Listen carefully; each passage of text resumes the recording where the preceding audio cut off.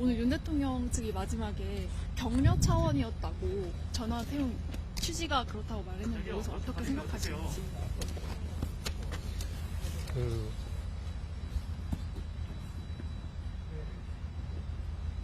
글쎄 뭐라고 말씀 못 드리겠는데요. 네, 지금 상황이 굉장히 여러 가지 부분이고 관계자들이 많다 보니까 다 나름대로 입장에 따라서 자기 얘기들을 하는 거겠죠. 저도 어쩌면 제3자가 보기에 혹시 네 말이 맞나라고 하는 부분에 대해 의심이 있을 수 있는 부분인 것 같은데 일단 맥락 없이 저는 제가 듣고 기억하는 부분에 대해서 그냥 설명했고 말씀드렸을 뿐입니다. 또 하나는 대부분 원장하고 차장하고 보고의 책임 소재를 미룬다거나 오늘처럼 이런 부분이 있으면 이해관계에 따라서 이야기를 나눌 수가 있는데 제가 굳이 왜 거짓말하죠? 다만 당시 상황에 있었던 부분들을 얘기한 부분인데 이번 기회를 통해서 그냥 사실을 얘기하는 것이 이렇게 힘든 거구나라는 부분을 느끼게 됩니다.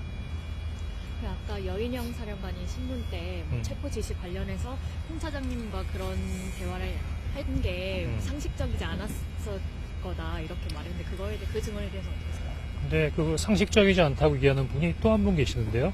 지난번에 국조특위에서도 우리 조태용 원장님도 홍장원 시장 얘기가 상식적이지 않다고 얘기하던데 제 얘기가 상식적이지 않은가 보죠. 제가 보기엔 지금 일어나고 있는 모든 상황이 다 상식적이지 않은 상황이 아닙니까? 대통령 측 반대 신문 오늘 어떻게 보셨는지요? 그 매섭게 몰아치는 느낌이었고 피의자 조사받는 같은 느낌이 들었었는데 그래도 궁금해서 물어보시는 부분이니까 최대한 대로 답변하려고 노력했습니다. 그리고 윤 대통령 측에서 이제 차장님 통신 조회를 신청했는데 그거에 대해서는 좀 놀랐습니다. 왜냐하면 제가 피의자도 아니고 어떤 특정 범죄를 저지른 부분에 있어서의 어떤 피고도 아닌데 증인에 있어서의 통신 조회를 한다? 상당히 놀랍고 오늘 통신 조회한 결과 가지고 저한테 특별한 걸 물어보지 않던데요. 특별히 나온 게 없는 모양입니다. 왜 그렇게까지 하는지 상당히 조금 좀 과하다, 너무하다 이렇게까지 해야 되나 그런 생각이 들었습니다. 혹시 메모에 검거 요청이라고 쓴 게 부적절했다고 보시는지요? 아마 그 재판관님께서는 검거 지원 요청을 왜 검거 요청이라고 썼냐 말씀하시는데 정제된 보고서가 아니잖아요. 그냥 생각나는 대로 쓴 거고 더구나 짧은 시간에 있었던 부분을 그냥 간단하게 노트한 부분이니까 잠깐 노트한 부분의 내용이 앞뒤가 맞고 논리적이지 않다고 해도 지적받는 부분은 좀 적절치 않은 것 같은데요. 혹시 마지막으로 하고 싶은 말씀 있으신지? 이제 국민 여러분들도 마찬가지지만 이런 부분에서 빨리 좀 지나가서 예전처럼 돌아갔으면 좋겠습니다. 저도 그냥 국정원 차장으로서 열심히 노력하고 뭔가 국정원이 올바른 정보기관, 능력 있는 정보기관으로 커갔으면 좋겠다는 생각으로 일하다가 어느 날 갑자기 이런 일이 생겼는데 이런 일이 주변 사람들로부터 많이 오해를 받고 또 내 입장도 굉장히 어려워지는 걸 보면서 굉장히 힘들게 느껴지고 있는 부분이 있습니다. 특히 오늘도 얘기가 나왔는데 제가 수백억 정도의 대북공작금을 유용했다면서요. 홍콩에 굉장히 비싼 빌라를 가지고 있다고 하대요. 또 저희 집사람이 한동훈 처하고 베프라 그러던데요. 저희 집사람이 미수를 했다고 해서 김건희 여사가 하는 무슨 멤버라 그러는데 제가 웬만한 찌라시에서 나올 때는 좀 이해가 됐는데 최근에서는 주요 언론에서도 또 제가 평소에 즐겨보던 보수 유튜버들까지 그런 얘기를 하니까 상당히 굉장히 어떤 마음의 상처를 많이 느끼고 있습니다. 이와 관련돼서는 그럼 너 다시 일가 아닌데 왜 가만히 있니? 첫 번째는 이미 그런 부분들은 과거에 다 정리가 된 부분이라 굳이 그런 부분들에 대해서 고려할 필요가 있나 생각했는데 요즘에 조금 생각이 바뀌어서요. 이런 부분에 있어서 출처가 되는 어떤 사람에 대해서는 지금 법률적인 부분에 있어서의 민형사상의 부분에 대한 검토를 하고 어느 정도 자리가 좀 상황이 좀 정리가 되면 그분에 대해서는 옳고 그름 한번 좀 갈아봐야겠다는 생각이 듭니다. 제 명예를 회복하기 위해서라도. 그거 새빨간 거짓말입니다. 제가 개인이다 보니까 원장님처럼 대변인 수도 없고 누구한테 얘기할 수 있는 부분이 아니었기 때문에 말씀 못 드렸는데 조금 해도 너무하다는 생각이 들고 유튜브에서 자기가 하고 싶은 말을 할 수 있는 부분은 자유지만 최소한 어떤 부분이 진실인가 또 상대방의 입장도 제가 만약에 수백억을 떼어먹었으면 아까는 검찰총장은 대통령이 2년 반 동안 뒀으냐고 뭐 이렇게 얘기했겠지만 국정원의 감사관실, 감찰실 없습니까? 더구나 차장되고 특보대 때는 법무부에서 또는 용산에서 다 검증해서 낸 거 아닙니까?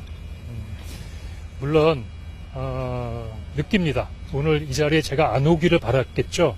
그리고 다들 제 얘기가 거짓말이었으면 좋겠다고 생각을 하겠죠. 하지만 그렇게 새빨간 거짓말로 제 얘기의 신뢰성이 떨어질 수 있을까? 뭐 그런 생각이 좀 드네요. 제가 늦게 와서 질문 나왔는지 모르겠는데 피청 부인의 마지막 진실에 대해서 혹시 어떤 거요? 피청 부인이 마지막에 진술한 거에 대해서 어떤 거죠?